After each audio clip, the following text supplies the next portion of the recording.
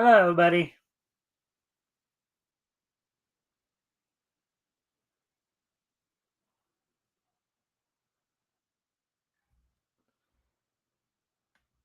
All right. Today is Thursday, January 23rd, 2025. So let's take. So welcome to the Mikestand. Hopefully, everybody's been having a good week thus far, and I hope you're all getting ready for the weekend.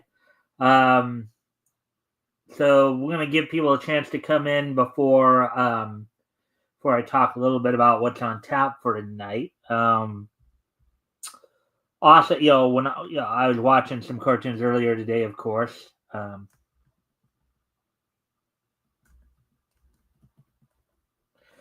actually, one of the cartoons I watched, they talked about was one of the first, one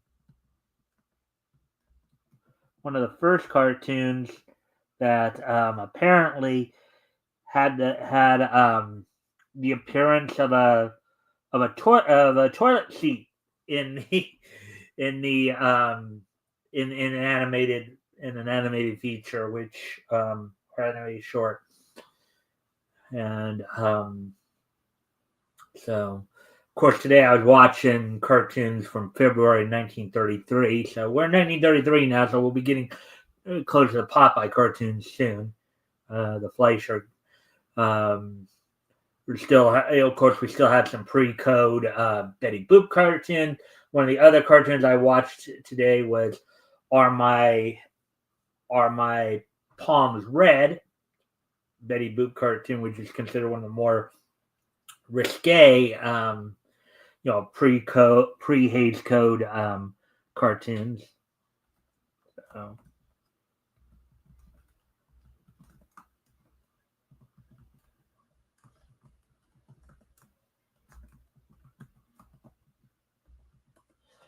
Uh, that plus, of course, saw we saw a couple of Columbia cartoons, saw like Crazy Cat and a Scrappy cartoon from Charles Mintz Productions. Columbia saw a human Tom and Jerry, not Tom Cat and Jerry Mouse from MGM, but Tom and Jerry from basically distributed by RKO Radio Pictures. Saw a Bosco cartoon. So some interesting stuff going on though. Anyways, let's see now. So we're just past the 3 minute mark now, so I guess I'll talk about what's on tap for today. So I'm gonna go over a couple articles, one from Bleeding Fool and the other from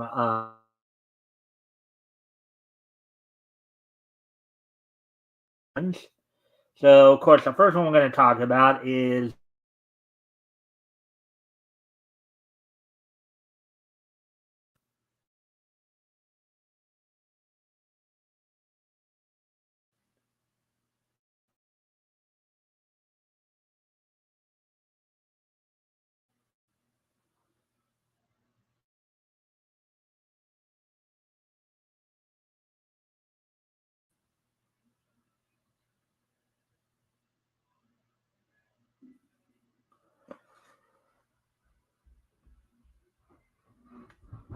I'm just waiting a sec here. All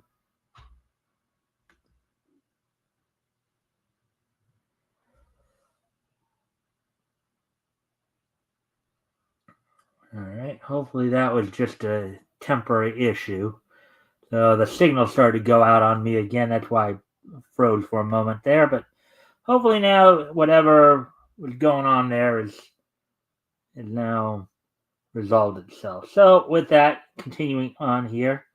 Ah, of course, a friendly reminder to everybody, if you guys haven't already, if you guys can help out by liking and sharing the stream, see if we get some more friendly people in here to engage. That'd be appreciated. Also, if anything here grabs your attention, feel free to comment and or ask questions. I'll try to answer the questions to the best of my ability.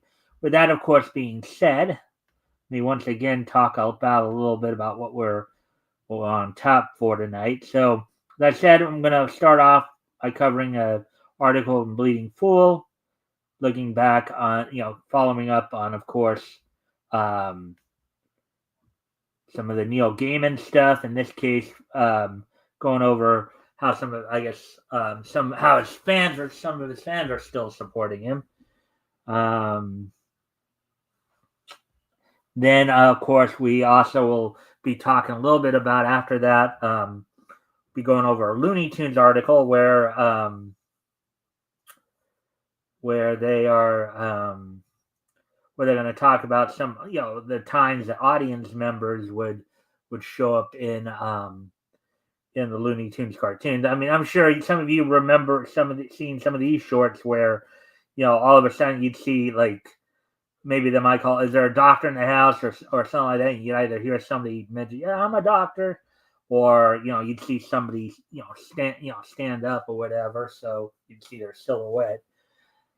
So we'll be looking at all that. So without any further ado, why don't we go ahead and get started? And of course, we'll have the wrestling wrap up and eventually the this day in each history as well. So with all that being said, let's go ahead and get going here on this.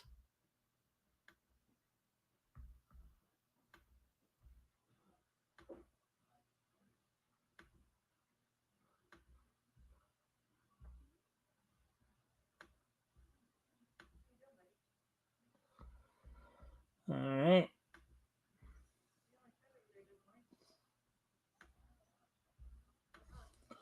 All right. So here we go. Tattoo. Ew.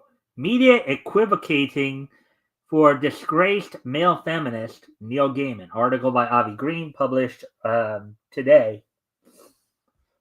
Let's get into all this. And as I said, if anything here grabs your attention, feel free to comment and or ask questions. I'll try to answer the questions the best of my ability. And of course, if you can help out by liking and sharing the stream, see if we can get some more friendly people in here to engage, that'd be appreciated as well. So here we go. It was one of Avi's articles. So there's former fans of the disgraced Gaiman who sure made pretty peculiar moves in their admiration of pop culture. And according to this Rolling Stone article on Yahoo, some are having buyer's remorse about getting tattoos inspired by Gaiman's resume. So imagine being so into somebody that you decide to get a tattoo of, well, they're saying their resume, so more than likely inspired by his work, basically. So, let's get into this. This is now from the Rolling Stone article, of course. For millions of fans, it will be impossible to see Gaiman as they once did. And this is perhaps hardest for the people who express their admiration in the indelible form of a tattoo.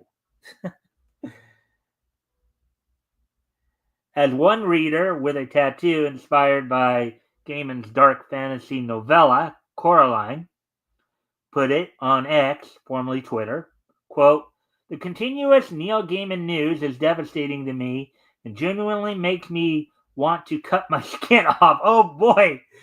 This goes to show you just how mental these people can be, right? Yeah.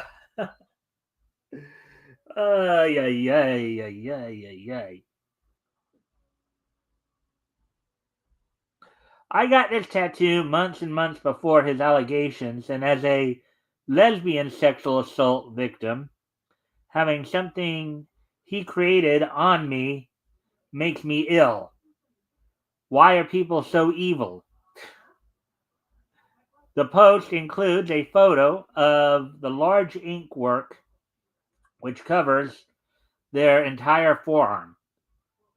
In a 2023 post on the, well, here's what I'd like to know. So they're saying they're a lesbian sexual assault victim. Of course, I'm kind of curious, just because of the wording.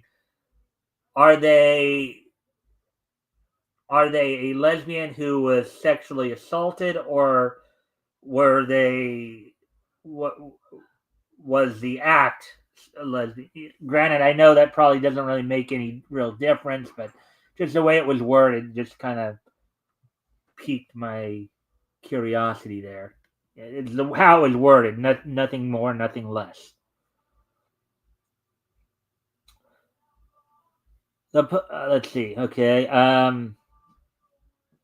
In a 2023 post on the platform, another fan showing off an arm tat of a character from Gaiman's comic The Sandman wrote, quote, "First thing I did when I got it was text my friend, Neil Gaiman better not ever turn out to be a creep," laugh out loud, as if to predict the very fallout the writer's most devoted readers are now facing. Well, that's the problem. People are flawed, right? Dayinizing them like they sometimes do is not always the wisest thing in the world. Because people are ultimately flawed. You may find that that you may not want to always follow them. Unless um, you know, a, a tattoo artist, meanwhile, wrote on X, quote, "I personally never got into Gaiman's work, but I have tattooed a lot of things based on it for clients. It feels like a good reminder that any fandom tattoo you get runs the risk of being spoiled by the creators doing heinous things, even if you think, in smaller quotes, it could never be them." In parentheses here, indeed, the allegations against Gaiman have been devastating for his community, in part because of the perceived feminist themes of his books, unquote.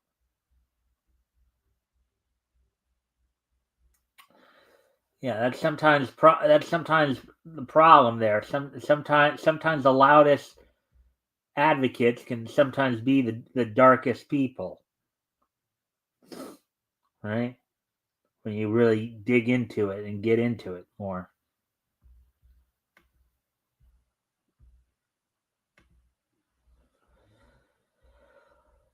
Well, his tribute to Islam in the 50th issue of Sandman could contradict the whole notion he supported feminism. But you can't expect most leftists to consider the possibilities. Mm-hmm.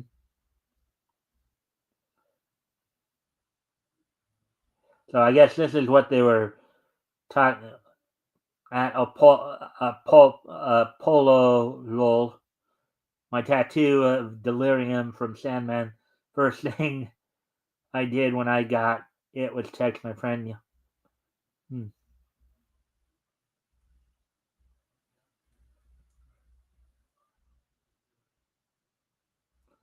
And then there's some more, of course. And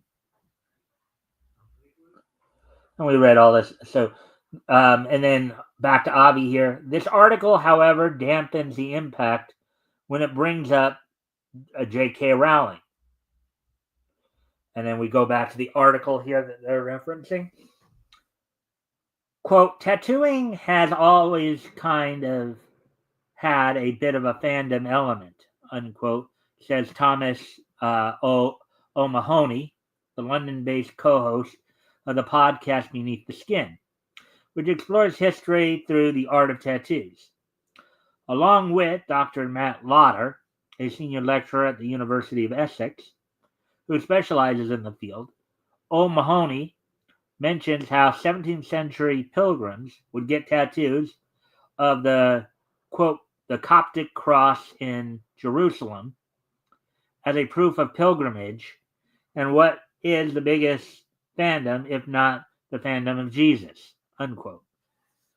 Yeah, I'm sure a lot of Christians would call would have an issue with him calling being a believer in Christ a fandom. But then some people have argued that religions have their forms of fanaticism as well. So, um, well, pop culture has always been well represented in the tattoo medium. In the 1920s, O'Mahony says artists were, quote, taking designs from Disney characters, stuff like Steamboat Willie. So that would have been the late 20s. Steamboat Willie didn't come out until 1928, albeit even before Steamboat Willie and Mickey Mouse's debut there. Walt Disney, of course, did have the Alice comedies in the early to mid 20s. So, very early cartoons, tattooing, a lot of it is directed by what consumer, what, unquote. But Gaiman is one of those figures who seems to particularly lend himself to tattoo culture. O'Mahony says, quote, I think there's a level of parasociality that has been engendered through his work, unquote. He says, quote, like if you look at traditional authors, no one's really getting a tattoo of Stephen King. They might be getting a tattoo of the works that he's created, but there's a primacy of the author in Gaiman's works. He's so present in them, unquote, as a best-selling and highly recognizable author. O'Mahony feels Gaiman might be more comparable to a rock star, in parentheses, and musicians have certainly inspired many regrettable tattoos in their own right, parentheses. Well, I've even heard there are times some rockers have regretted certain tattoos too. So a more literary precedent for the Gaiman situation might be J.K. Rowling, whose ceaseless transphobia, that this is quoting from the Rolling Stone article, of course, in recent years has led countless fans to remove or cover up their once meaningful Harry Potter tattoos.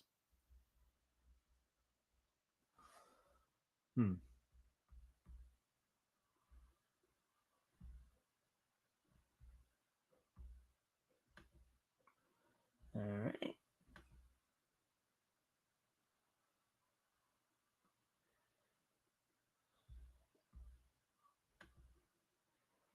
All right.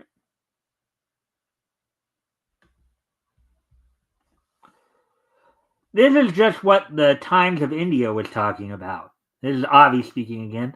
The double standard on the left when it comes to LGBT ideology. Why does the Rolling Stone writer think that that's so much more important than women's safety? Also note how Rowling's experience with sexual assault is ignored in this piece. And that says quite a bit about how the article flubs. If Gaiman suddenly took up such an identity as transsexuality, chances are quite a few leftists would be voicing less concern over the scandal than they are now, assuming they even covered the case at all. And back to the article here. None of this will stop tattoo enthusiasts from continuing to request designs explicitly tied to fallible artists and celebrities. Yeah, it's not going to stop because humans are flawed. Humans are flawed, so of course it's not going to stop because people are not going to do their due research, and they're going to go out and make choices they're going to later regret.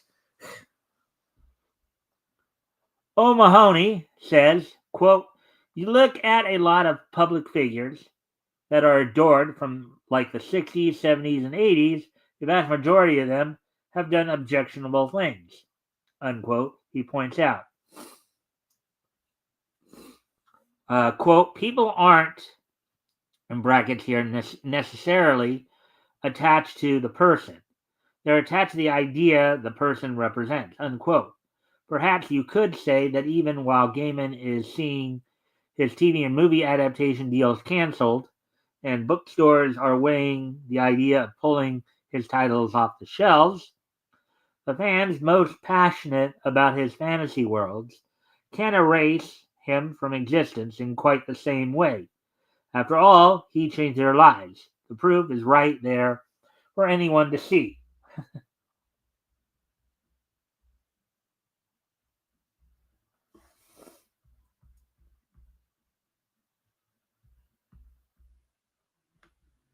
Hmm. I do need to step away from the computer for a moment. I'll be right back. I'll put some music on oops, music on to put to kind of.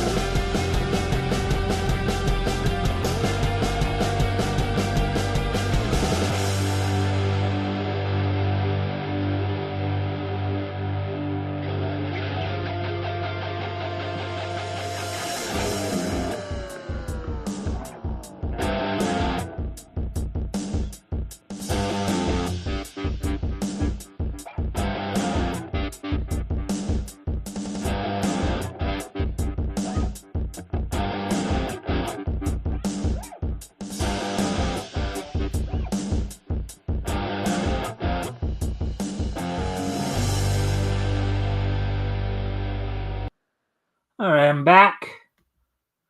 Hey, Rick. Thanks for dropping in there. I'll continue with the article now on Neil Gaiman here. Um, so, so here's Avi speaking again, of course. Well, it wasn't in a good way he did.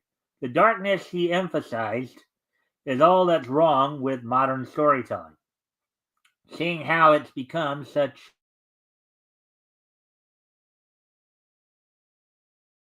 wokeness, and he's never shown any remorse for corrupting and sullying the entertainment landscape with his overrated tales. This article does hint one of the most notable audiences Gaiman appealed to was punk subculture, and that's but one of the most annoying things about his resume. my personal reckoning with Neil Gaiman and his work, and our relationship with celebrities. I guess that is.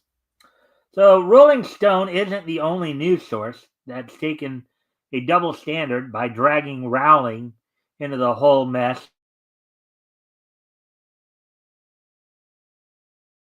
Something similar when he.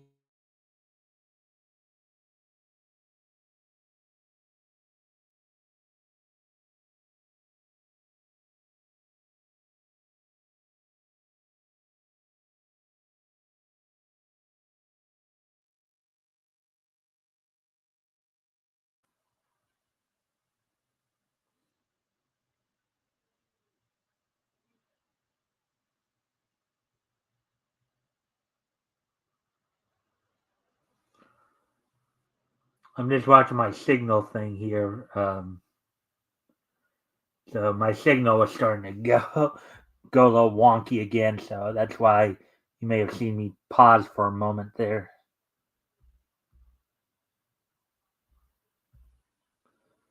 Um, I was just trying to basically just trying to let it fix itself, hopefully. Anyways, so now back to, of course, the article here. So, all right. So this is relating to the Popverse article from Chris Aaron. So, quote: "I never saw that side of Neil." Unquote. That's something we can all relate to. While we all have varying degrees of connection to Gaiman, sexual assault allegations were compounded with the more recent reporting that some of the reported instances was done in the presence of one of his children. Um, that added detail brings a whole other sense of dread and revulsion, especially for those with children, and even for those like me who don't have children, but have just simple empathy. Now, this was brought up when we were covering this the other day when those allegations were coming out that he actually was engaged in some of this behavior in front of his child, and I mentioned this, for those I've mentioned this before, and for those who haven't heard me say this, exposing your child, particularly a real young child, to anything sexual, beyond just the simple facts of life that boys have a penis, girls have a vagina, is wrong. You don't need the kids don't need it. Kids don't need to be exposed to all that at that young age. Okay, that's my view on it. You know, I know there'll be people who disagree with me, but let kids be kids, as I've always said. Neil Gaiman was the second author I have dealt with professionally as a journalist. I was researching a story regarding in small quotes, rumor, in parentheses, which turned out to be fan speculation, unparentheses, of a specific new project he was working on with Marvel Comics. Using some sleuthing, I obtained his direct contact info and reached out. And surprisingly, he responded within the same day. A series of emails were exchanged, and I found the answers I needed to form the basis of the story. That was a formative experience for me after becoming a fan of his work in the 90s, and it and further interactions as a journalist didn't refute that. But as Tori Amos inferred, I didn't know all of Neil, um, and I certainly knew much less than Amos did. As a fan of someone, I can never begin to truly know all sides of someone as a journalist. Um, that the same also. Now, for those of you who don't recognize the name Tori Amos, she's a singer, songwriter, had some of our more well-known works were back in the 90s. So I believe. So just in the event that. Uh, Anyways, as we continue on here, of course, in all of this, what it boils down to is a matter of trust. Trust given to him by his friends and family, as well as those who work with him, and those who are or were fans of his work. Um, Even those of us who had professional dealings with Gaiman, while also maintaining an appreciation for his work, even if it's a trust game, it's a trust Gaiman didn't consciously give to me. It was a trust I bestowed that was later violated. Is the answer to never trust any celebrity again? That may seem drastic, but I'm finding more and more than you can bestow positive feelings on a celebrity figure without trust being among them. Well, I don't know if you just abandon the whole idea of just not trusting anybody at all. Just use more wisdom and discernment in how you give them that trust. You know, learn make those connections. Um, make those connections. Don't but be more wise and discerning in how you apply that.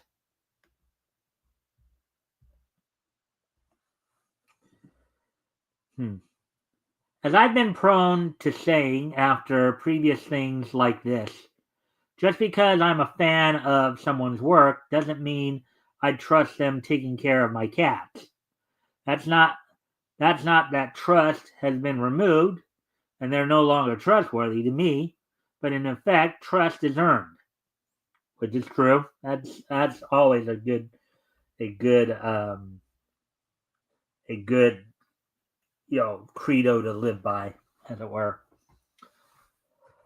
While it may be possible to separate the art from the artist and retain some modicum of enjoyment for Gaiman's work, I have not been able to do that through allegations against Warren Ellis, the facts surrounding J.K. Rowling, the flagrant actions of Mel Gibson, and going further back to the deeds of Woody Allen.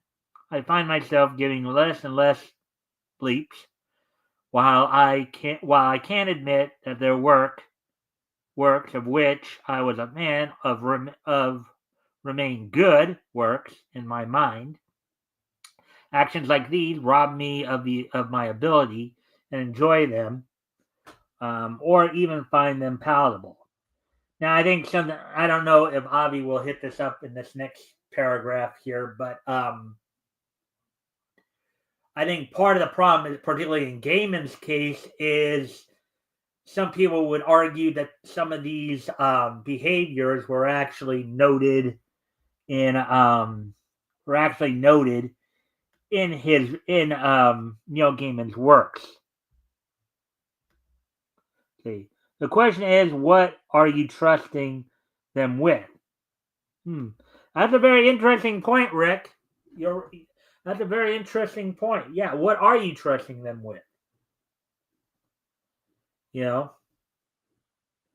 but going back to what I said at the beginning of this article too, there is an innate problem with deionizing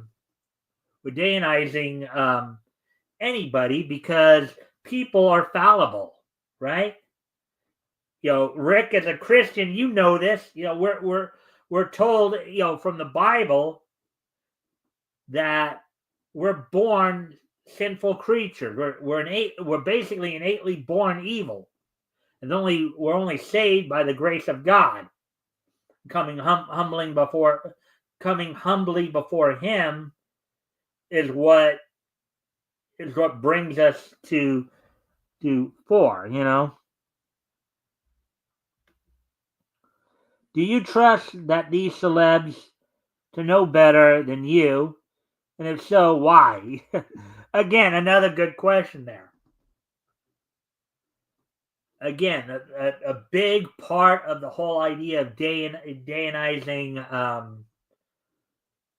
people in general, celebrities in particular, politicians, and Dayanizing, what I mean, of course, is treating them like deities or like gods, basically, you know, because the thing is that these people, they're people, very fallible to say the least. So, anyways, continuing. And a friendly reminder, of course, if you guys can help out by liking and sharing the stream, see we can get some more friendly people in here to engage. That'd be appreciated. Also, if anything here grabs your attention, feel free to comment and or ask questions, and I will answer the questions to the best of my ability. So, that being said, here, let's continue on here. Now we got Avi speaking again here. Looks like Mr. Arendt's the second person I know who's dragging an actual victim into the whole mess, along with veteran director actor Allen, who was, at least for a few years, unfairly accused of sexual assault, even though he had originally been cleared of wrongdoing by the courts in the 90s and no other known accusations ever turned up against him to date. Some performers have now expressed regret they tried to blacklist him. Accusations against Allen, then to keep up this charade amounts to nothing more than an absurd virtue signaling. Arendt then asked, so this is going back to the article that the Popverse article here. What do I do with my Neil Gaiman books, and how do I engage with future works of theirs? The answer is to put it all in the bin and not to think about it. For me, though, I think it's important to find a healthy way to engage and continue to write about things, not avoiding the difficult, but find a way to be able to communicate about it and all the facets of it. So now we're going back to Avi here.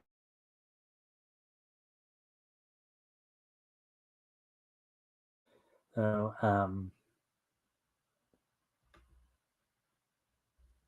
going back to Avi here. Well, at least he's not condoning book burnings, because something that nasty doesn't okay, that's a little bit of a typo, I believe, doesn't aid the situation any more than Gaiman's abominations. And amazing, Arendt's willing to acknowledge the whole notion Gaiman would commit his horrific acts while his infant son was present is also sickening. Now, on the subject of his children, Distractify notes that a daughter of his was named after a drag queen. Truly stupefying. Oh boy.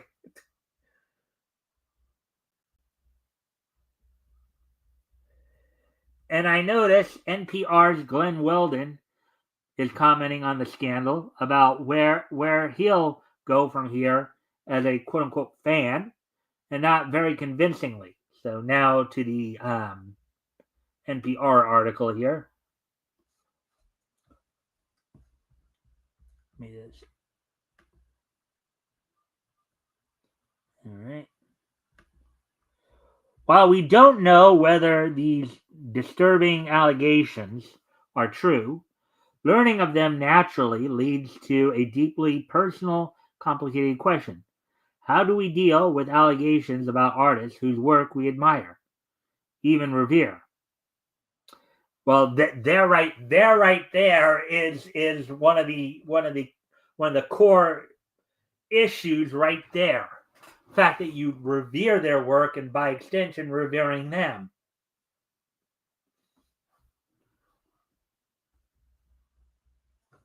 I should note it's a complicated question for most of us.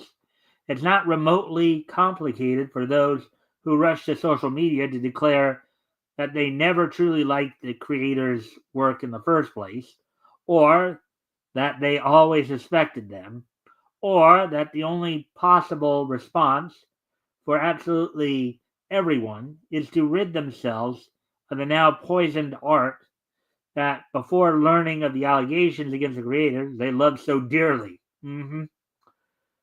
Nor is it complicated for those who will insist that a creator's personal life has no bearing on how we choose to respond to their work, and that the history of art is a grim, unremitting litany of monstrous individuals who created works of enduring and inviolate beauty.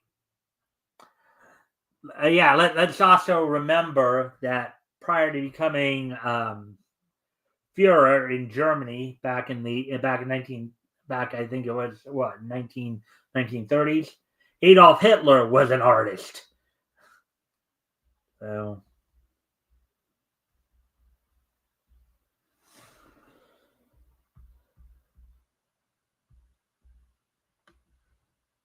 hmm.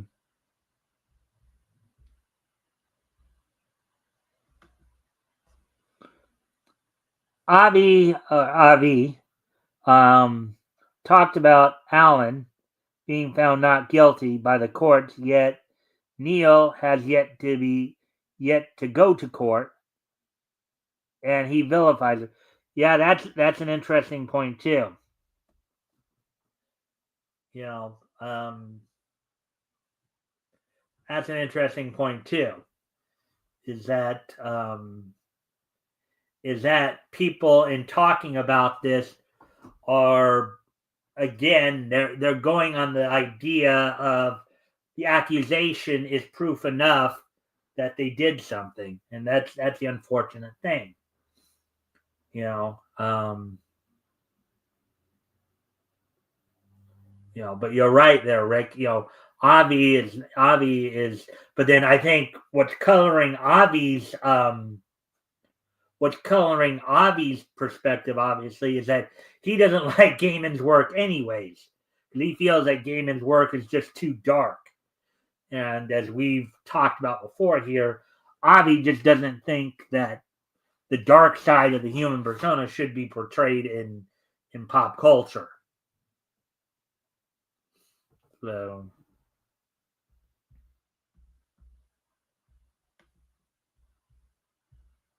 so from this, it doesn't sound so much like he's willing to reevaluate whether the stories were any good to begin with, so much as whether he should keep it or trash it. What was so quote unquote beautiful about Gaiman's work? The 14th and 17th Sandman issues, an example, were most definitely not. Well, that's your opinion, though, Javi. And as I said before, the way they were written was defeatist. There was one part early in the series that showed a character urinating on a wall. How is that quote unquote lovely? Stuff like that is embarrassingly crude.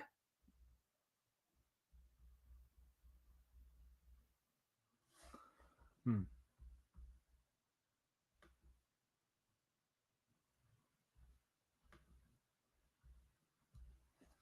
Even his Marvel stories had distasteful elements.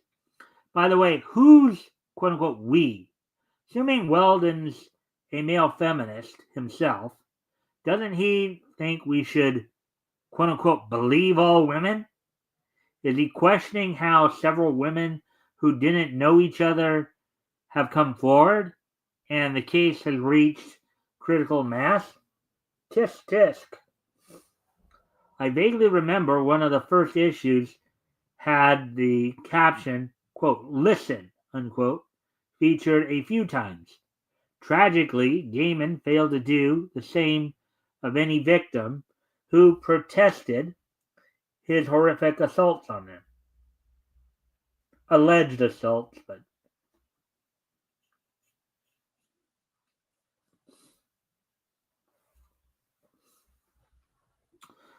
now back to the article here. Most of us, however, will find ourselves mired in the hand-wringing of the in-between. We'll make individual case-by-case choices. We'll cherry-pick from the art. We'll envision ourselves in years ahead, sampling lightly from the salad bar of the artist's collected works and feeling a little lousy about it. Closing the door on an artist's future work. Here's my personal approach whenever allegations come out of an artist whose work is important to me. I see the moment I learned of it as an inflection point. From there, very instant, it's on me. The knowledge of the allegations will color their past works when and if I choose to revisit them in the future. It won't change how those works affected me back then, and there's no point in pretending it will. But my newfound understanding of the claims can and will change how those works affect me today and tomorrow.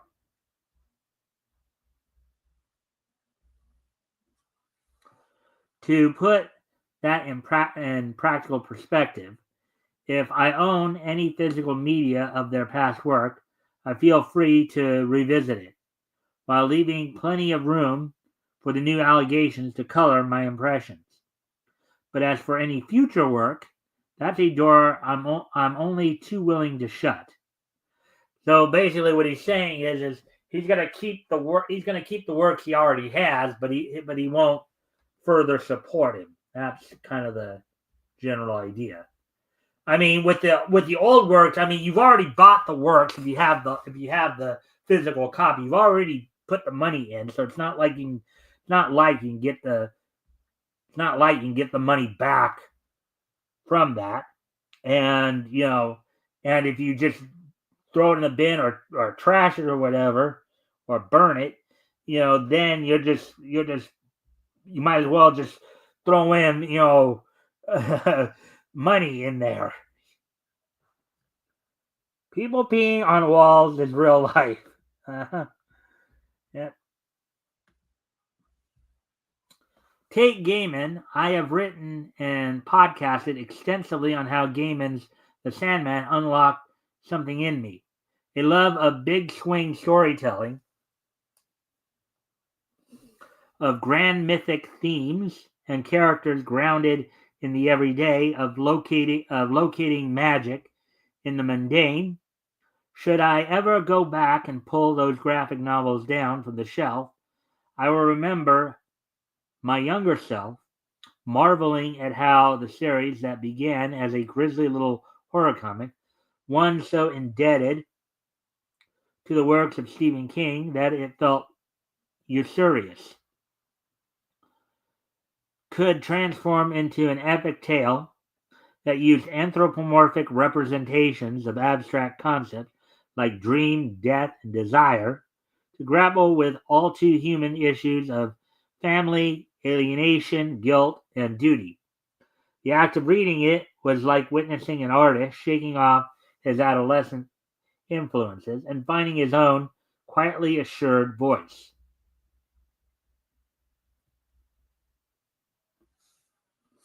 That will never change, but with my understanding of the allegations so far, my giving him or his future work thought and attention, and crucially money, will change. It will end. A second season of Netflix's adaptation of The Sandman appears to be on the way, and I love pretty much everything about the first, but I will be stepping away.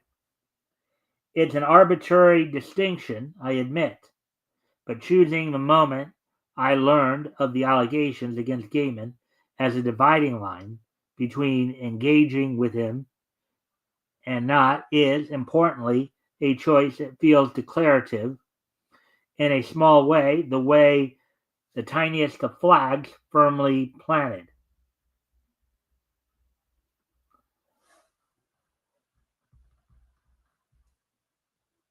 So we're about to go over Avi's remarks to that. So if he's willing to revisit Gaiman's earlier writings, he's not reevaluating, and based on the following, he's merely virtue signaling. And this is back to the article. I did the same thing with J.K. Rowling. Now, I was never as deeply connected to her work as I was with Gaiman's. But once she took to Twitter to launch her into her weirdly spirited campaign against the idea that trans women are women, I decided she didn't need my support going forward.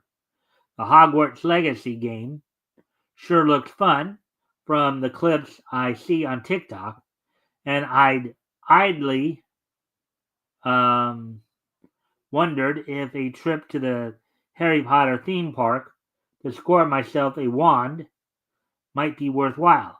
But engaging with those properties could mean putting even more money into her pocket and represent an explicit affirmation of her rancorous positions.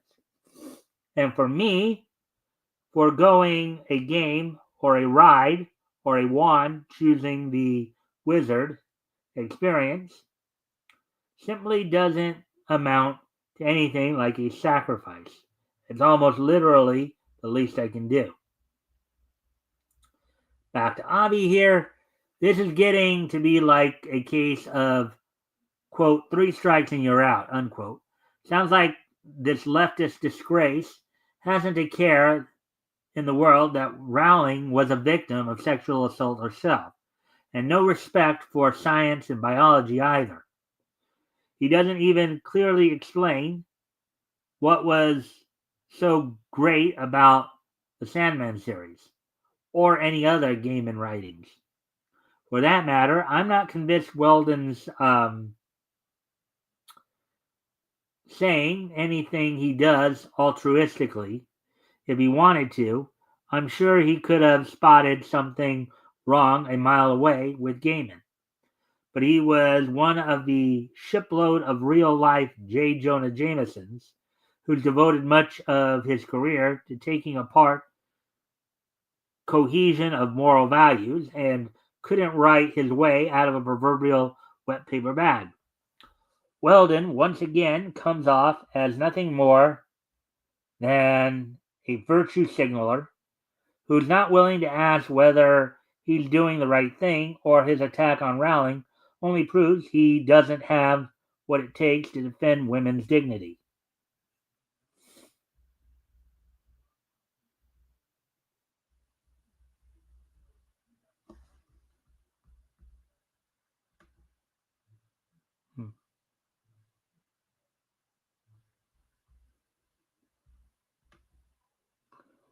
If I was virtue signaling,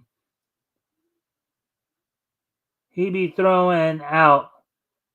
If he was virtue signaling, he'd be throwing out the old Neil stuff. Yeah, a lot of virtue signalers tend to do that. They just basically just completely just. As far as guilt is concerned, he evidences none of that, or he shows no signs of buyer's remorse when it comes to Gaiman's Sandman series, and I doubt he'll do that in the years to come. Quote, a little lousy, unquote. Sure. Also note how Weldon's willing to make use of a social media site owned by China's commies that may be unavailable for a while now in the US. Well, no, that the site's come back up from what I've heard, but they're talking about TikTok.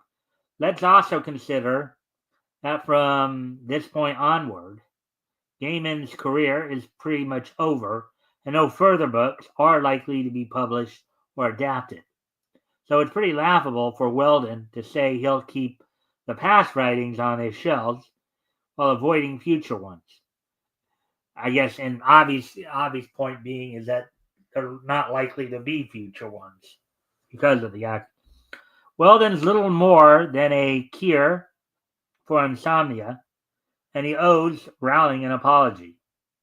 Inverse says there's just no good way to adapt Gaiman's writings anymore, but they make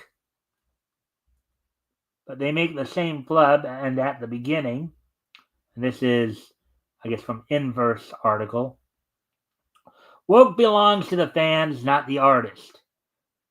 Quote unquote, has been the rallying cry when creators get, quote unquote, canceled. There is an argument for that, as stories can grow and morph through fan works even after a project is released. However, there are exceptions to the rule. For example, even though the Harry Potter fandom has outgrown J.K. Rowling and her transphobic views, HBO is still planning to adapt her books into a series, and in doing so, they put more money into her pocket and indirectly condone her behavior. And here's Avi replying to that portion of that article. Groan. This obsession with dragging Rowling into the mess is getting tiresome already, and again puts the sincerity of the columnist in doubt. Still, what's the following they say later on? Back to the article here. But despite these consequences, Gaiman still has multiple projects in the works. Season 2 of The Sandman is expected to premiere on Netflix sometime this year, and Prime Video is adapting his 2005 novel, Anansi Boys. I believe that's based on Anansi the Spider, into a miniseries. Both of those projects have wrapped filming, but at this point, it may be the best to cut the losses and ties with Gaiman and shelve the show entirely. Here's Avi responding to that.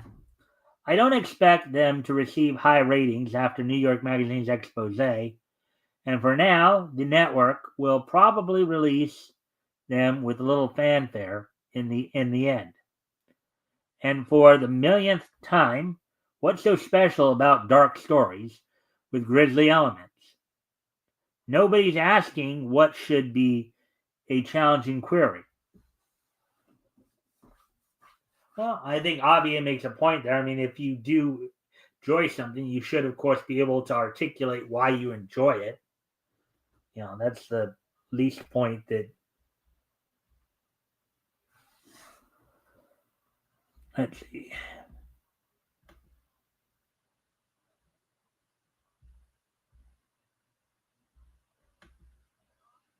Gaiman could make them himself and crowdfund the new ones. Well, that is true, Rick, but considering how, you know, where would he find the fan base? So that would be the question. Yes, you're right. He could, if he wanted to continue writing and continue trying to get it out there, and he was basically being blacklisted from the mainstream publishers. Yes, you're right. He could crowdfund it, but the likelihood that it would really go anywhere, because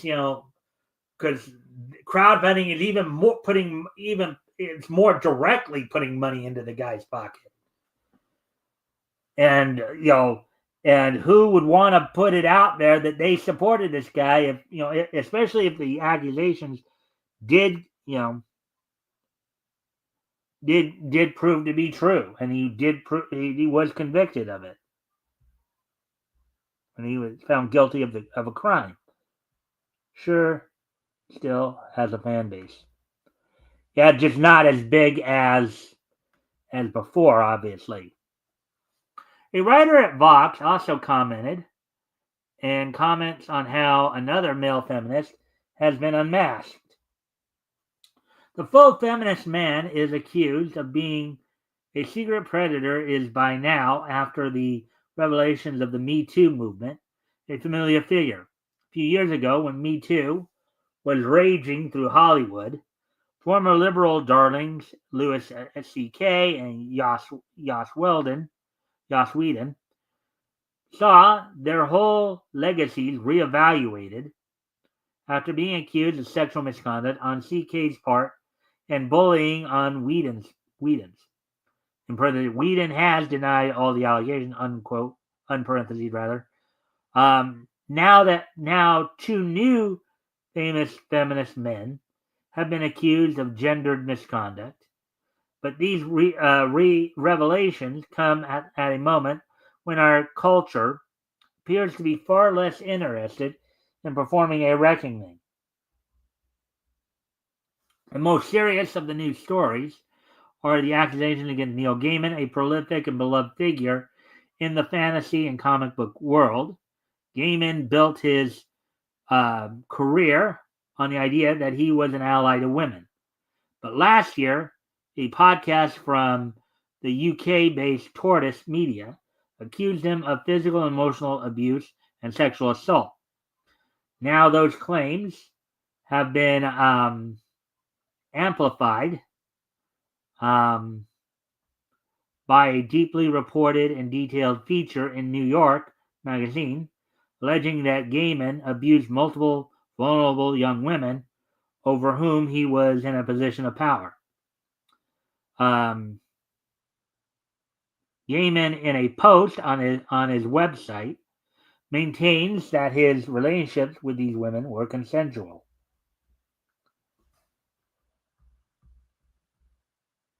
Mm-hmm. And considering that this took even longer than I expected, we're already past the hour mark, so I'm going to push the Looney Tunes article back to tomorrow. So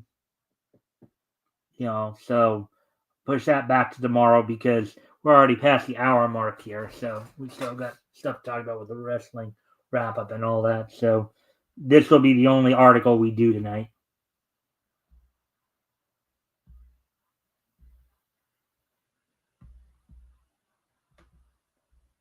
In other words, so this is obvious speaking now. In other words, Gaiman just followed Whedon's example, albeit much more horrifically, and now stands to lose everything deservedly.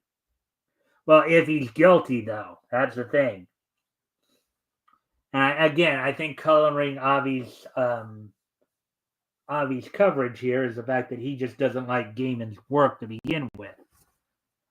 So the accusations against Gaiman are much more serious and violent than the accusations against Baldoni.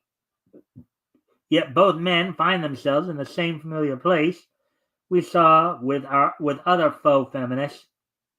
They built their public image on being, quote, the good ones, unquote, in a misogynistic world, men who understood that other men were violent and untrustworthy, who seemed committed to doing the best they could not to fall into the same traps.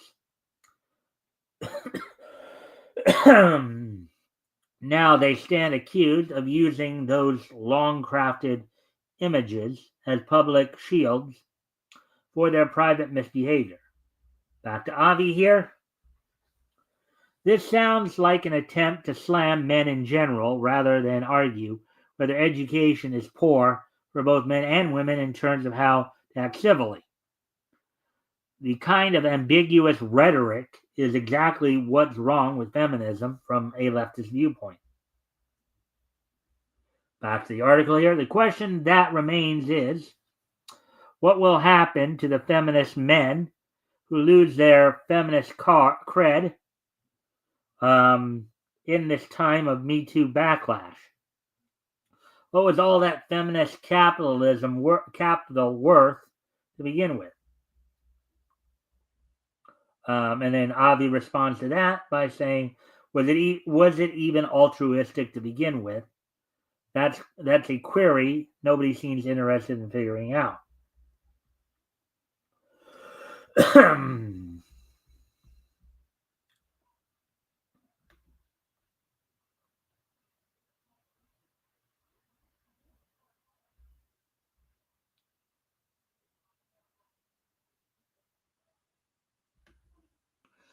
What if Neil is innocent? Has Abby not thought of that? I don't know if he has, Rick. Obviously, that's a question I would even ask him. You know, again, I think you can tell his bias here, and you can tell that that what's coloring this, why he believes, or why I guess he believes that Gaiman is guilty, is because you know he doesn't like his work, and he'll just sit there and point to Gaiman's works as examples of of being signs of those thoughts and stuff being in his head to begin with. You know, but the fact that he doesn't like Gaiman's work is what's coloring that. And instead of taking a more objective approach and acknowledging these are allegations and not proven facts, that's a good reason why we study Yavi here.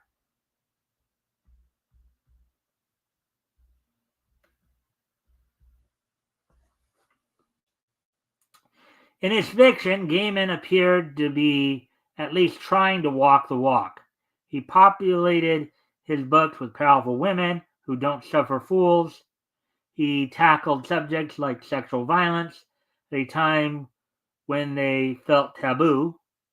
Even Gaiman's fans could acknowledge that for all his effort, he wasn't always that good at writing women. He seemed reluctant to center them in most of his stories, and was always writing detailed descriptions of their breast. Still, most readers agreed he was self-intentioned. And then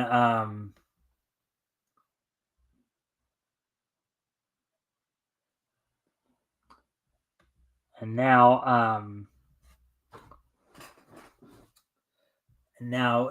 Avi responding here. No, on the contrary, he was being soft on crime in his stories, as both the 14th and 17th Sandman issues strongly suggested, but nobody thinks to take a closer look to consider that. Why, if memory serves, when Morpheus prevented the obese rapist killer from sexually assaulting the girl in the former, Dream said she belongs to no one, quote, except perhaps to herself, unquote. And just what did Gaiman mean by, quote unquote, perhaps? It's like he couldn't help but slip in a stealth contradiction, implying he didn't really uphold respecting a woman's personal agency.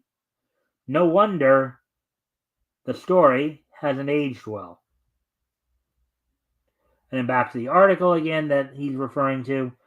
In this version of the story, Gaiman is no longer the male feminist trying his best and then falling short of perfection. No longer is he a man, quote, doing what he can, both personally and in society, to improve things, unquote. Instead, he is allegedly implicating his own son in acts of sexual violence. And he is using his male feminist persona not just as a shield, but as bait. Then here's Avi's response to that, I take it. This is why he must be kept away from children in the foreseeable future. Even Palmer will have a lot to answer for. What Gaiman did to his son was offensive in the extreme and a humiliation to parenthood. This scandal must go to court.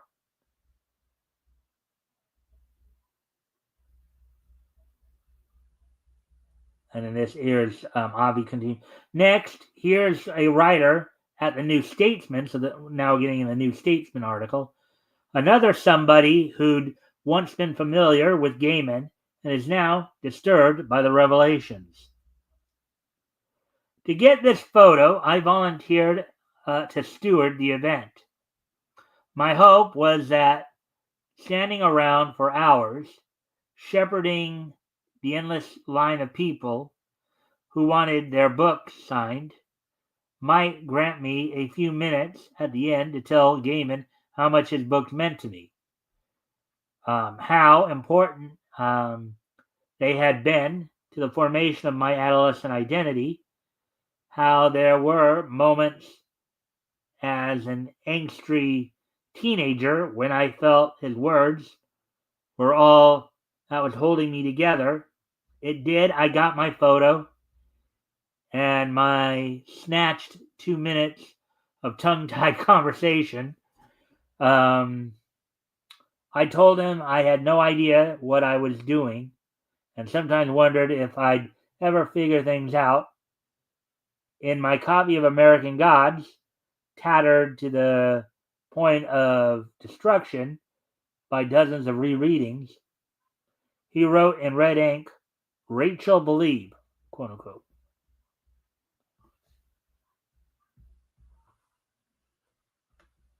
Hmm.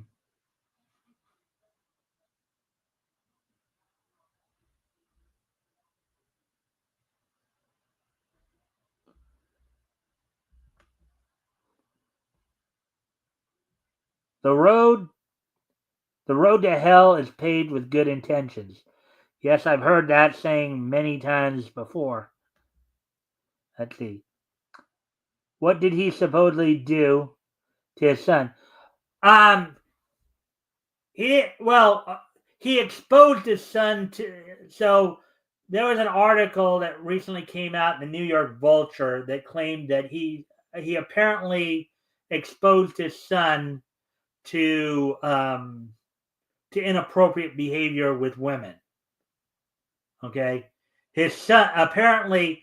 So this going back to the accusations that were made by Pavlovich, a nanny in his service, who basically claimed that his son started talking to her like, calling her slave and telling her to call him master. His young son, mind you. But what they're accusing him of doing to his son is basically exposing him to inappropriate behavior. In other words, I guess like another example was apparently he had asked Pavlovich to engage in oral sex in the kitchen, and his son was wandering around the house. His son was up and wandering around the house. So that's what they're talking about when they said what he did to his son. It's the idea of exposing him to inappropriate behavior for a child that young. Hello. Hey, Netsui. Welcome to the show. Oh my geez, what did I walk into? Well, we're going Netsui, we're going over we're continuing, following the Neil Gaiman story. This is just the latest in the Neil Gaiman saga, where now this article is primarily talking about people who are now coming out and basically talking about how they have kind of buyer's remorse, basically for getting tattoos of him or his work on their bodies. So that's basically what the article we're going over here.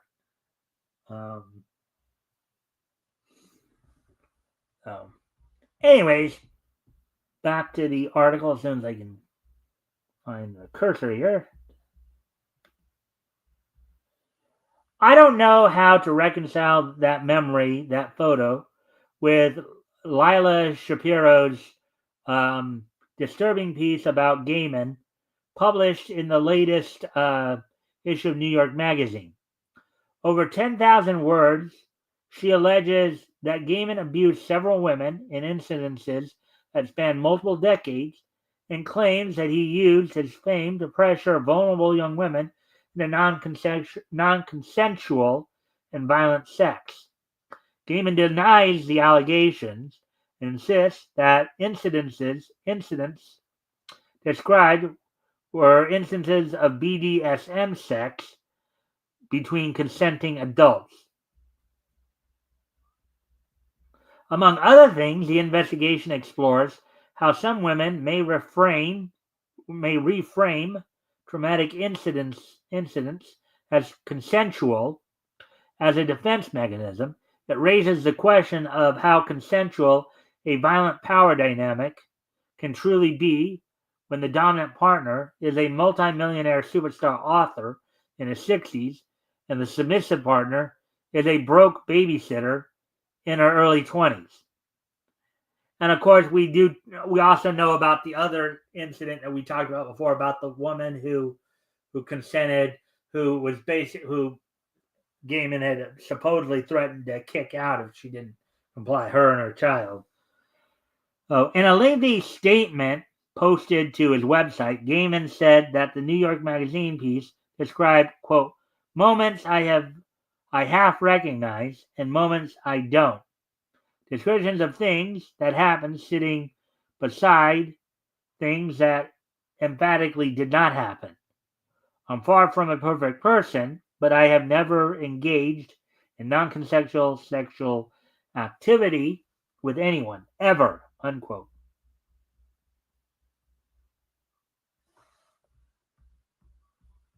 And again, one of the big reasons why this is such a big story too is Neil Gaiman has presented himself as a male feminist before. One of those who says, believe all women, you know. Um, so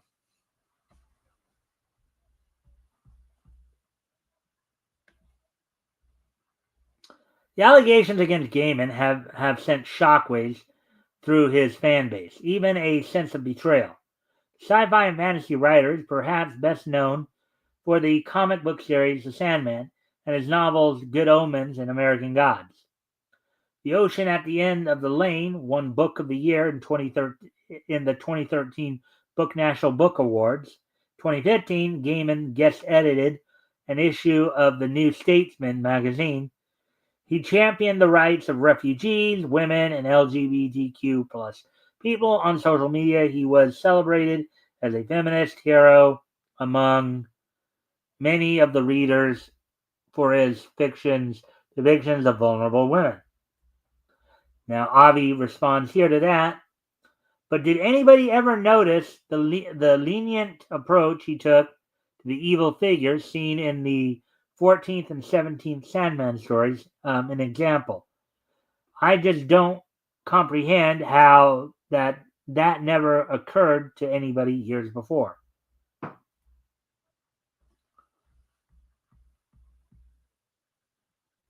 And we get back to the article here. And he was married to Amanda Palmer, the punk cabaret musician known for her rock confessional music and the intimacy she cultivated with her fans. She would talk and sing openly about her own experiences with sexual assault.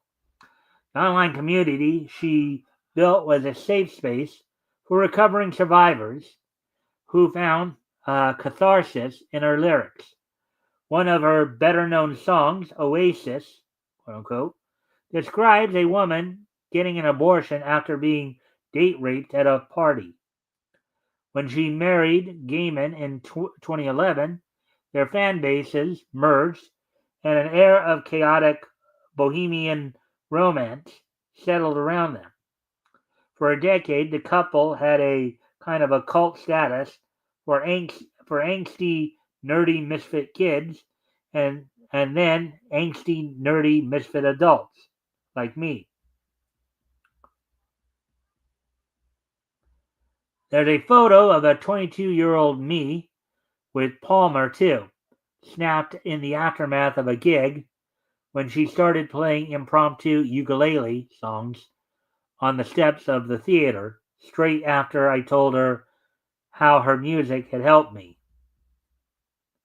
But before I ever heard her music, I fell in love with his words. I discovered Gaiman's books when I was at my most impressionable.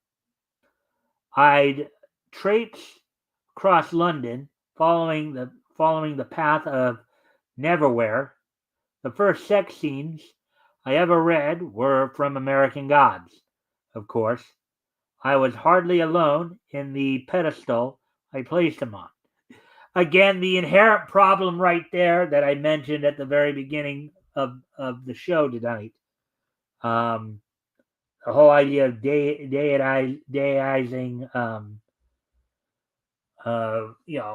people. Ultimately, unusually for an author, let alone a sci-fi and fantasy author, Gaiman had rock star status among readers in the 2010s. One woman flew to Cambridge to the Cambridge book signing from the U.S. She wasn't a student, but a fan, desperate to see him in the flesh.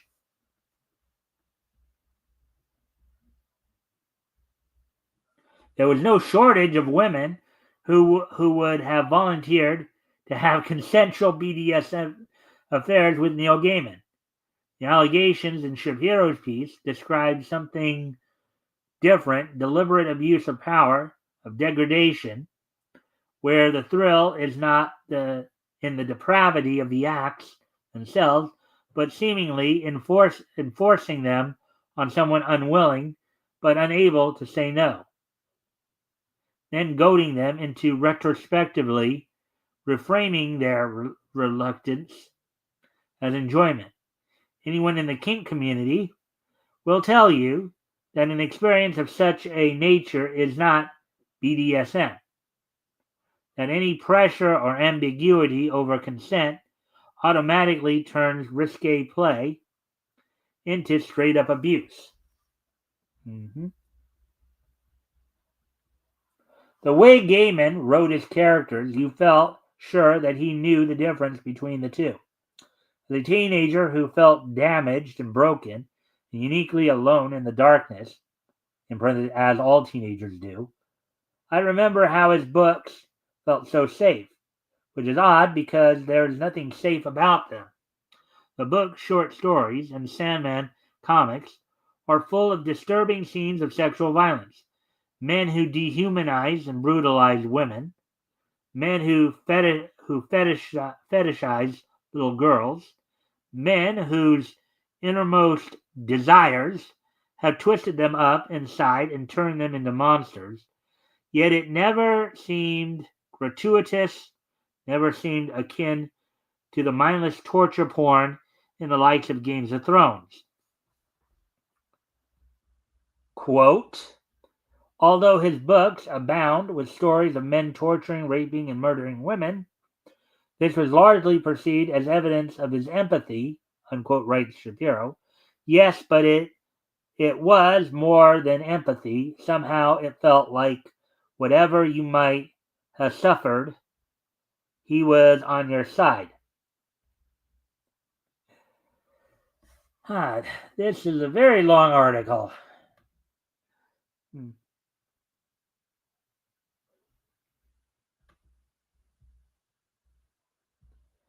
Today, it's clear he never was. But the comics he wrote weren't gratuitous. Oh, right. Today, it's clear he never was. But the comics he wrote weren't gratuitous? That's disputable, considering that there were several very violent moments that were alienating and gave adult entertainment a bad name. Now, since we're on the subject of Rowling, the Times of India says she's had what to say about Gaiman's non-apology. So this is from the Times of India article. J.K. Rowling took another dig at British author Neil Gaiman on Wednesday after the rape-accused released a statement denying the sexual harassment allegations by 8 women. Quote, Grok, show me an example of Darvo, unquote, wrote Rowling on X, sharing a screenshot of Gaiman's statement on the rape charges. What is Darvo? Darvo, which stands for Deny, Attack, and Reverse Victim and Offender, is a manipulative tactic that abusers may employ to avoid taking responsibility for their actions and to discredit their victims. The tactic involves denying any wrongdoing, attacking the credibility of the survivor, and reversing the roles of victim and offender.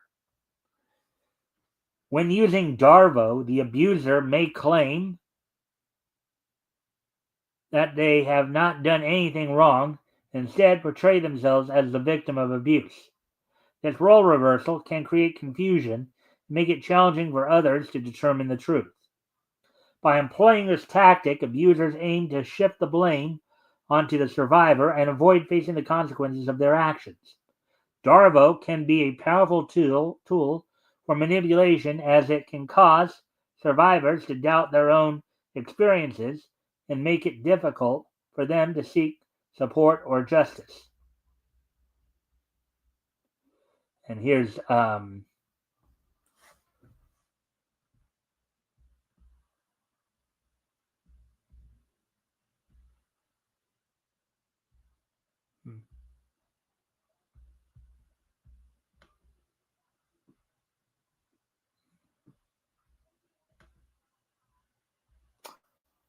let's see, now getting back to this is Avi responding here. The late Canadian author Alice Munro's second husband, Gerald Fremlin, did something like that to her daughter, Andrea Robin Skinner. And it's definitely offensive. Shame on Gaiman for pulling that act too.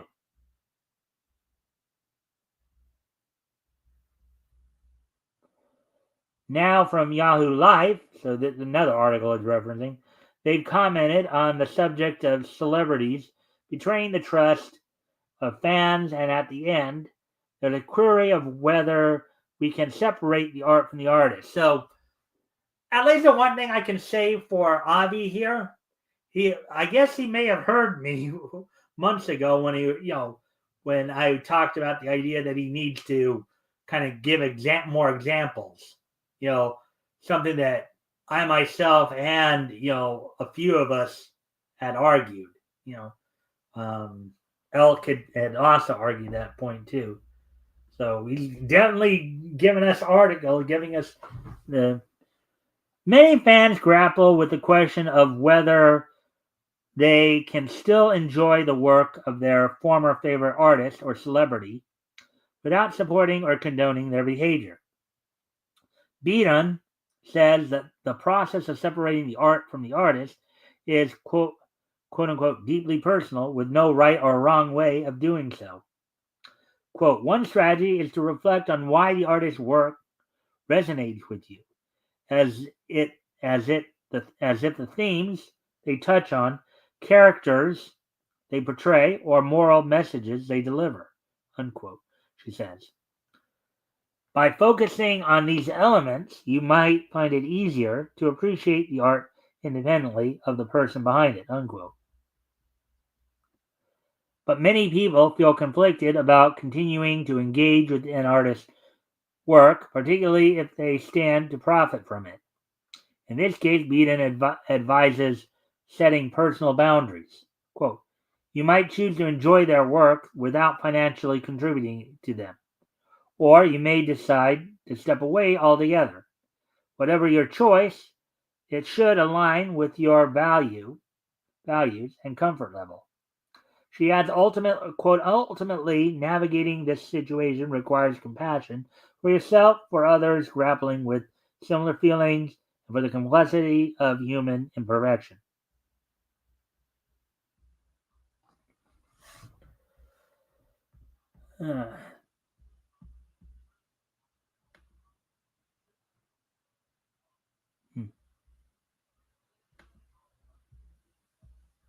A better question can be whether the quote-unquote art in focus was any good to begin with. At least a few of the scribes I know of in comicdom who've been accused of sexual misconduct, like Gerard Jones, seemed more interested in pushing leftist agendas, along with their disturbing stealth sexual references, and in actuality turning out something intelligent, Those stories, for the most part, were pretty bankrupt creatively, and Gaiman's are little different. A writer at USA Today raised the issue too, while noting that she'll have a hard time watching Coraline again. He is far from the first admired celebrity to be accused of sexual abuse. That's from the article there. And it can be painful for fans to learn that a notable figure may not be who they thought they were. After taking it all in, I couldn't help but ask myself, quote, how can I watch Coraline again, unquote. The article was meant to be uncomfortable. Why? Graphic recounts of sexual abuse grab and hold on to readers' attention. Nicole Badera, author of quote, On the Wrong Side, How Universities Protect Perpetrators and Betray Survivors of Sexual Violence, unquote, says most readers are responding in a similar way, which is by asking themselves, quote, is this bad enough that I have to stop being a fan of this man, unquote.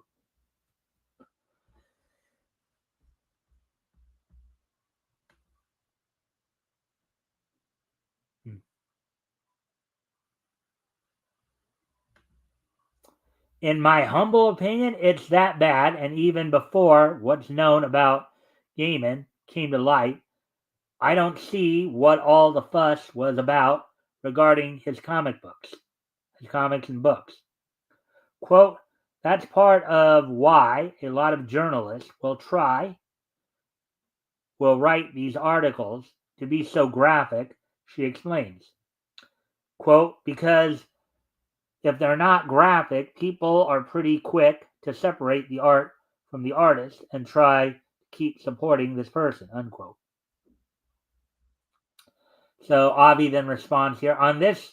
The main problem is that if the offender is being paid residual bonuses for sales of the product, that's why it's a bad idea to continue making purchases that can put money in his pocket.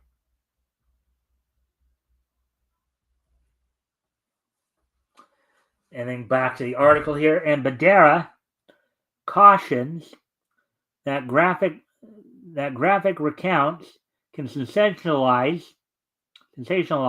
sexual violence and raise the bar for what people consider to be violent enough to withdraw their support. In their research on college sexual violence perpetrators, she found that school officials were less likely to intervene on violence that seemed more ordinary. Quote, they would say things like, quote, he's no Harvey Weinstein, unquote, she explains.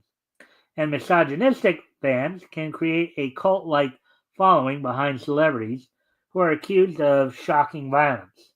Quote, if you're responding with disgust, there are misogynistic readers who are responding with awe. And that's how the new fandom can be created, unquote, Badera says. Can you separate the art from the artist? The short and clear answer is no, Badera says. And here's Avi responding to that. Most certainly not when the work was pretentious and gruesome to begin with. As for universities with lenience, good grief. Could these be the same ones that allow anti-Israel violence to run rampant? Well, if racism can rule a roost, it only figures misogyny can too, and vice versa. And then back to the article here.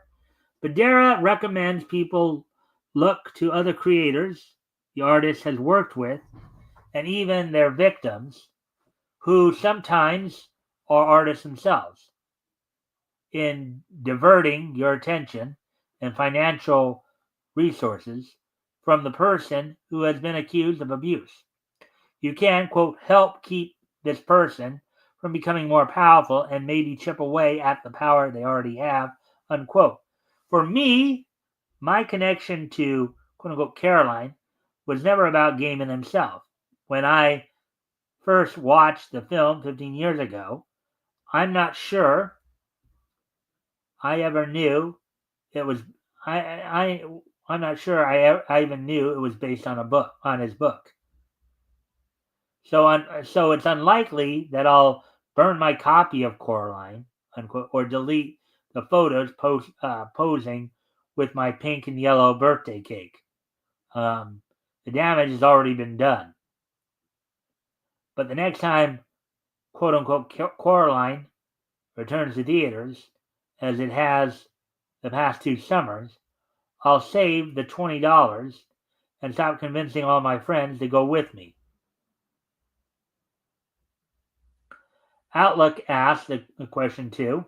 So that was Avi saying that.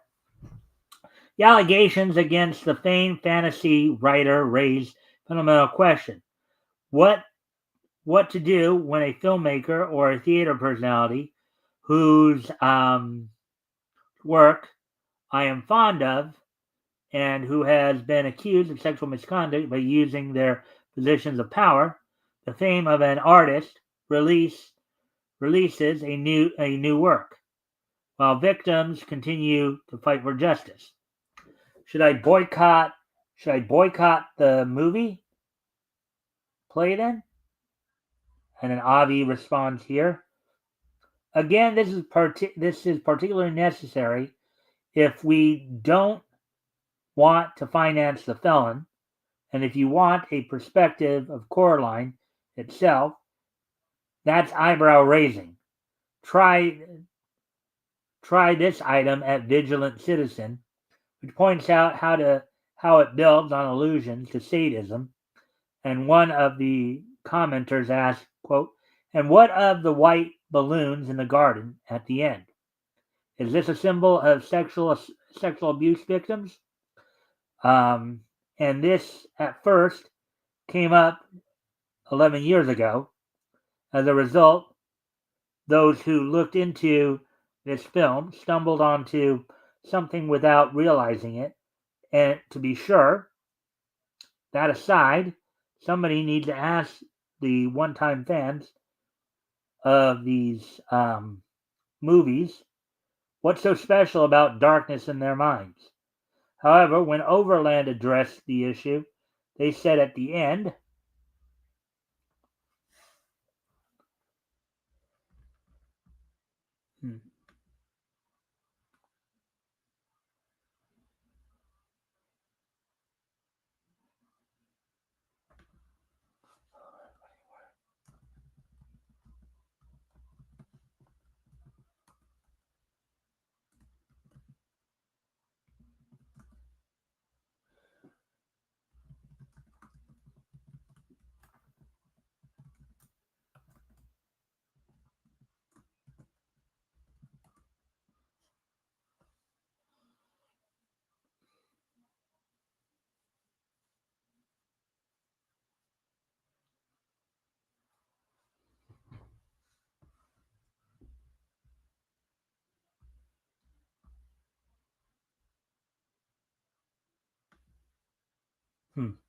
the horrifying violence and abuse of Scarlet Pavlovich describes is not the result of an individual man's monstrosity. It isn't even the result of some innate, absolving, universal, quote unquote, human nature. Scarlet Pavlovich endured what she endured because capitalism in New Zealand worked hard to make sure that she did. A rich man can ARP a poor woman in a bathtub, in some way get some twisted satisfaction from doing so, but the rich, all of the rich, every last one, directly financially benefit from having built a world in which poor women have no choice but to submit to being ARPed. This misogynist violence is the premise of capitalist society. Oh, this is again another take on somebody vilifying capitalism.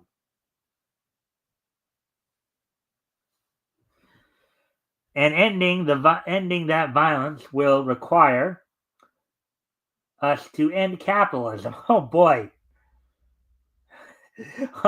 Oh boy. Oh boy. And this is probably something where I'm going to kind of agree with. I can already see, I'm looking at the statement that Avi's making here. Oh, for crying out loud, scapegoating capitalism will not solve these problems.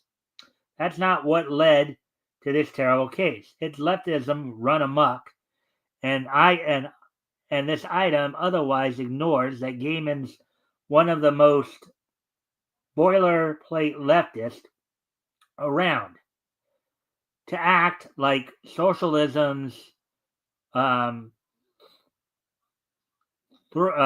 truly incapable of bad influence doesn't help matters, but um, one can only wonder what the writer thinks of, say, George Soros, considering how wealthy he is. Ross Douthat at the New York Times makes a somewhat better argument. No, where the system breaks down when bad things happen, it's because of a failure to establish appropriate parameters or a refusal to abide by the therapeutic rules. Even when, as with the allegations against Gaiman, the entire surrounding story underscores just how hard it can be to constrain a predator's behavior of or litigate the murky landscape of power and desire. And Avi's response to that statement, I think what's really needed is better education and to convincingly oppose these religious cults. They've only resulted in these atrocious failures of morality. We got this covered, says his former fans aren't buying his shoddy defenses. So this from that article. We should feel very sorry for Neil Gaiman's legions of devoted fans. For decades, they thought they were championing a kind, supportive feminist ally who regularly delivered imaginative, impressive Gothic fantasies. Everything from his writing to his online activity to his social circle painted a picture of a genuinely lovely person. Avi's response?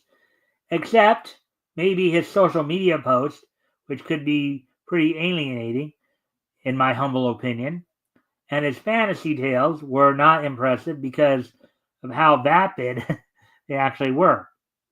Yet nobody listened to any of the Cassandras who tried to point this out, till Gaiman was discovered doing something terrible behind the scenes. And then back to the article here. Let's see.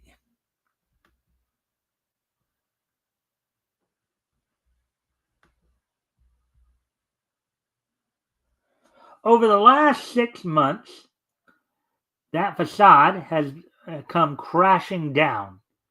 First came a series of podcasts detailing Gaiman's questionable sexual behavior, but this week's publication of a lengthy expose in New York Magazine, drawn from the direct testimony of his alleged victims, has left jaws on the floor. We won't go into the precise nature of their stories here, but the general response has been shock, disgust, and outright horror. Most of Gaiman's predominantly liberal feminist fan base disowned him overnight. Signed books have been tossed in recycling, graphic novels donated to Goodwill, and we only have sympathy for those stuck with tattoos of his character. Of his characters. It's only to see a way back from this for Gaiman. It's difficult to see a way back from this for Gaiman. The best case scenario is that somehow his production partners in Netflix and Amazon shrug their shoulders and continue producing The Sandman and various other adaptations of his work. However, given the shocking nature of these women's stories, we suspect some executives are mulling over writing off what's already been spent as a tax break. As for his future literary career, well, if his fans are actively destroying the Gaiman novels they already own, it seems unlikely they'll be rushing out to buy new ones. Though many would like to see criminal charges brought against him and compensatory payments to his alleged victims, it would ultimately be best for Gaiman and his work to simply fade away into obscurity. Here's hoping karma is real. Well, considering the gravity of the accusations, that's why a court case would be recommended. Trouble is, as I realize, these quote-unquote celebrities are wealthy enough to hire lawyers who can keep the cases from reaching a hearing for years. The court of public opinion, however, can be a greater form of punishment, and it's to be hoped more people who've taken note of the news will be voting with their wallets and not buying Gaiman's overrated Tommy rot anymore.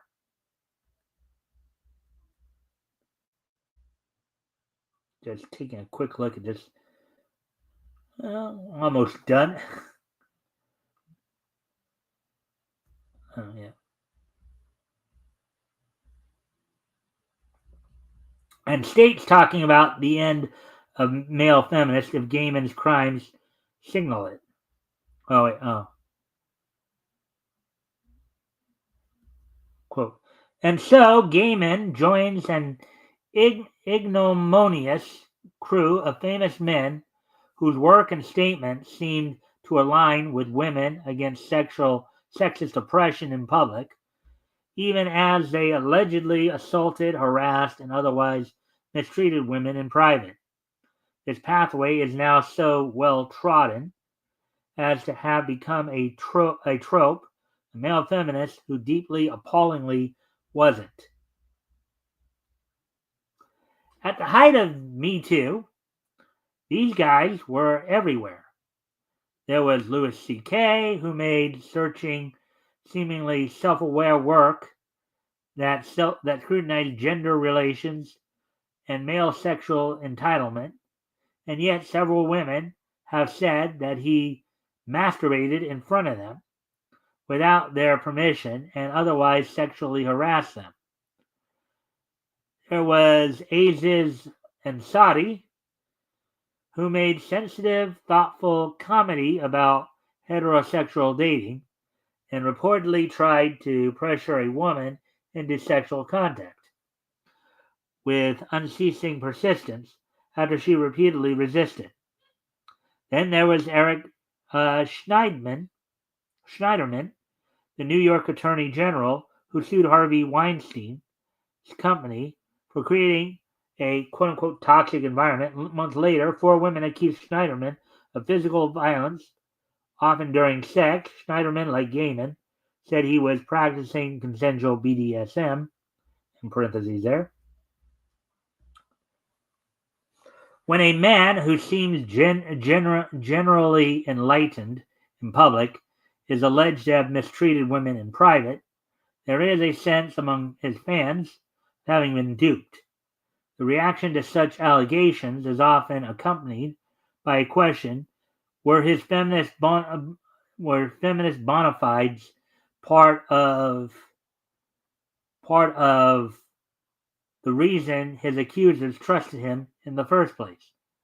No matter how many men like Gaiman are hit with troubling allegations, it's still hard for supporters of male quote-unquote feminist creators to internalize that speaking out against gender inequalities doesn't preclude a man from being a jerk or even a serial rapist. Avi's response to that: there doesn't seem to be a sense among leftists that liberal ideology may be impeding upon the ability of the male feminists to recognize why abusive behavior is wrong. And they seem too obsessed with railing against Donald Trump to be seriously concerned about sexism on the left side, as the following hints.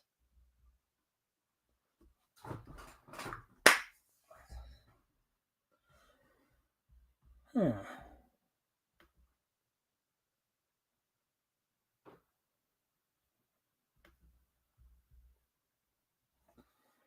The the adulation of male feminists has quieted a bit over the past several years, partly due to the rising intensity of threats to women's lives in the Trump era. In parentheses here, hearing a man say that women deserve equal treatment just doesn't hit like it used to. Parentheses. The label of feminist itself has also lost some of its currency. For a time in the late 2000s and early 2010s, there was a fixation on getting celebrities to say whether they were feminist. Their answers could power entire news cycles. The black and white framing has thankfully mostly evaporated in popular discourse. Trump's rise showed many progressive white women the error in approaching feminism as a narrow single issue movement having to do with gender alone.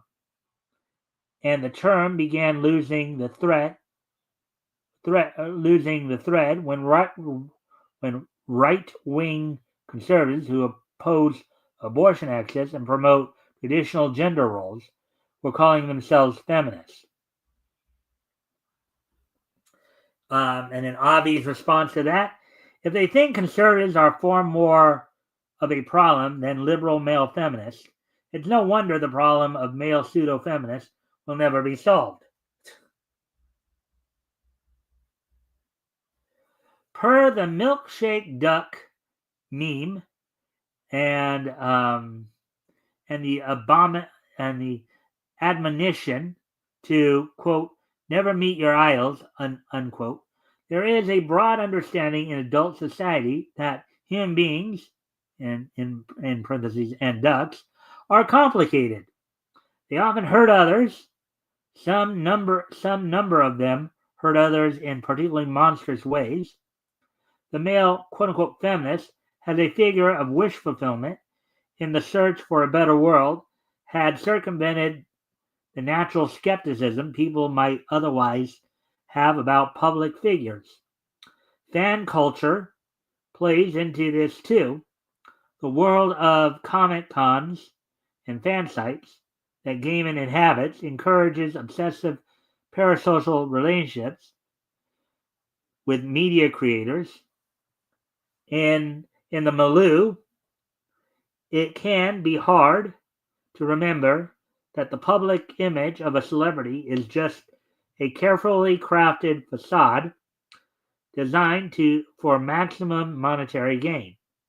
No matter what they post or how they write, we don't really know these people at all, which is true. Again, going back to the whole point about the idea of Dayanizing these people. And by the end of the decade, Gaiman will likely have been reduced to a tedious footnote. All right, so there we go with that one. As I said, that is going to be the only article we're going to do tonight because that basically took we almost went 2 hours, and I still got a few more things to hit up on in terms of wrestling wrap up in this day and age history. So what I'm going to do now is I'm going to hit the wrestling wrap up here like real quick. Of course, look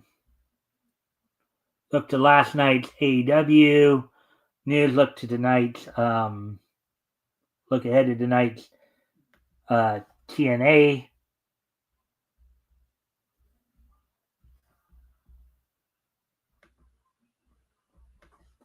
We'll get into all that. Let's see some other. See any other. So it looks like Alexa Bliss's return has been either canceled or put on hold as they're still working out a contract with her. Also, with the recent move of the Wyatt Six from Raw to SmackDown, has led them to also postpone Bliss's return, or until until they, one, get her contract settled and two, have something for her. So that's at least as much of the WWE news that I can give you right now.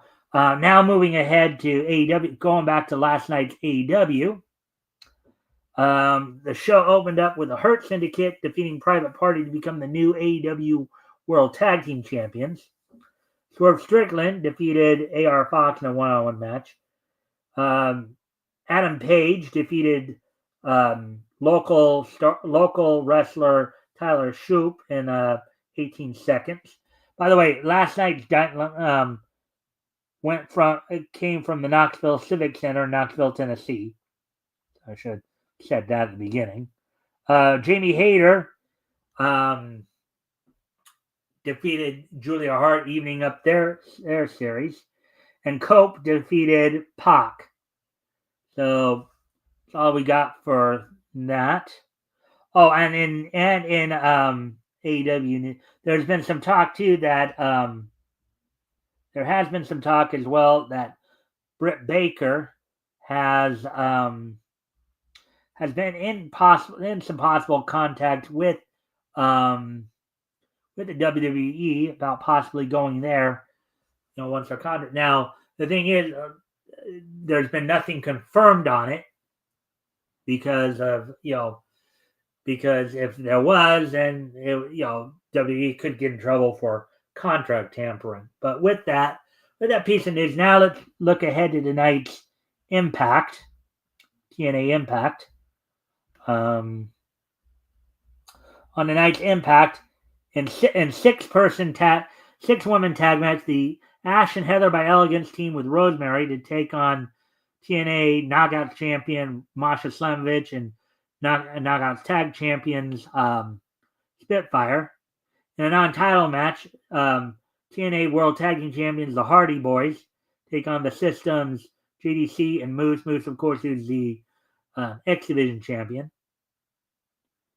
In a match for the NXT title, so match that's been signed, NXT Tag Team Champions Fraxium of Axiom and Nathan Frazier will defend the titles against the Rascals. Then Joe Hendry will be defending the TNA World title against Matt Cardona. So that's all happening on tonight's TNA. On tonight's live episode of TNA Impact. So with that, now we will go ahead and we'll start to wind down and try to wrap things up here. We're coming up on the 2-hour mark here. So today is Thursday, January the 23rd, 2025. So let's take a look back at this day in Niche history. So let me just take a quick peek here.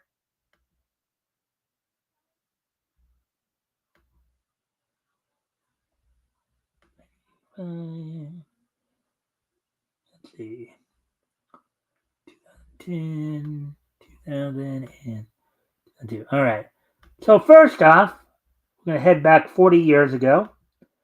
So let's take a look back at this day in Niche history.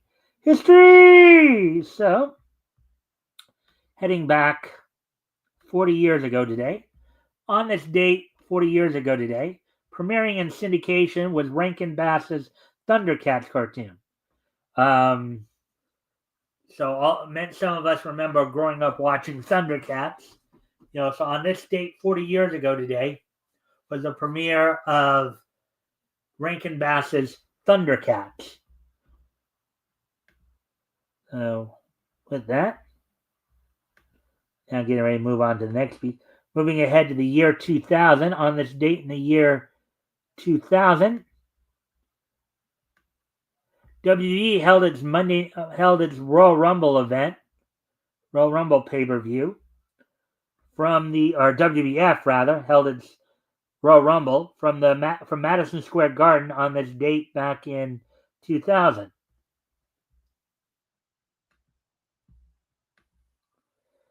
Of course, the main event of this event saw The Rock win the Royal Rumble, last eliminating Big Show. Triple H retained the WWF Championship in a street fight against Cactus Jack, one of Mick Foley's personas. New Age Outlaws retained the WWF Tag Team Championship over the Acolytes. Chris Jericho defeated Chyna and Hardcore Holly to become the new Intercontinental Champion in a triple threat match.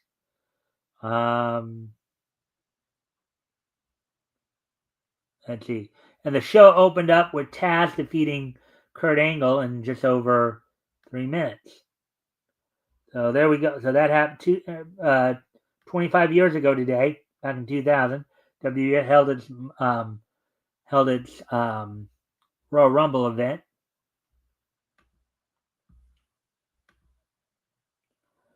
From the held its Royal Rumble event from Madison Square Garden, New York City.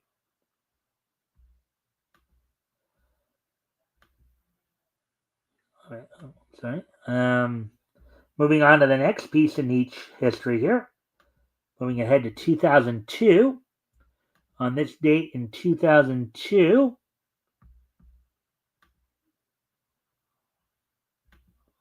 the 50th issue of Volume 3 of The Avengers went on sale on this date back in 2002. So 23 years ago today.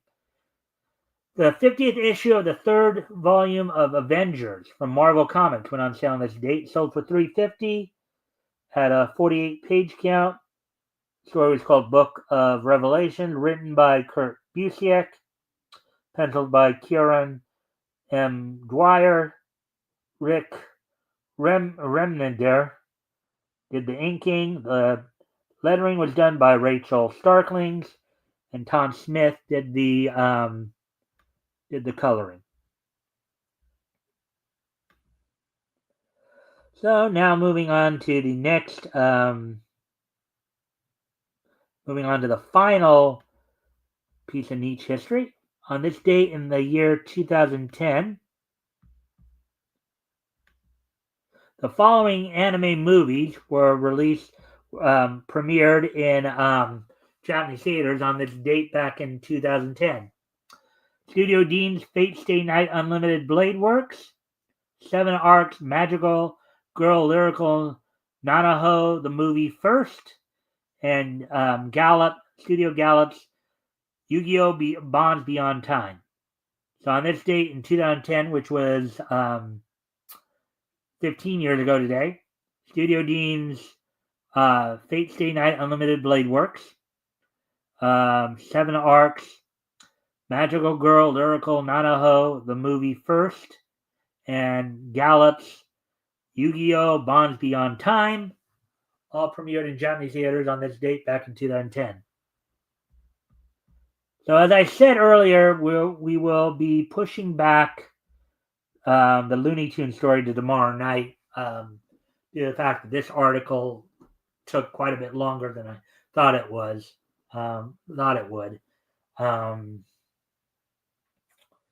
But with that being said, I hope everybody enjoyed the show. I hope you found it somewhat informative. I'm looking back on the whole situation with Neil Gaiman and his fans' response to the allegations. And with that, I hope to see and of course, we'll be back here on Sunday, in which Apex from Apex Comics will be joining me, as we'll be looking back at comics that went on sale in April 1940 from Novelty Press. And we'll be back here tomorrow night as well. So with that, I hope to see everybody back here tomorrow. Bye.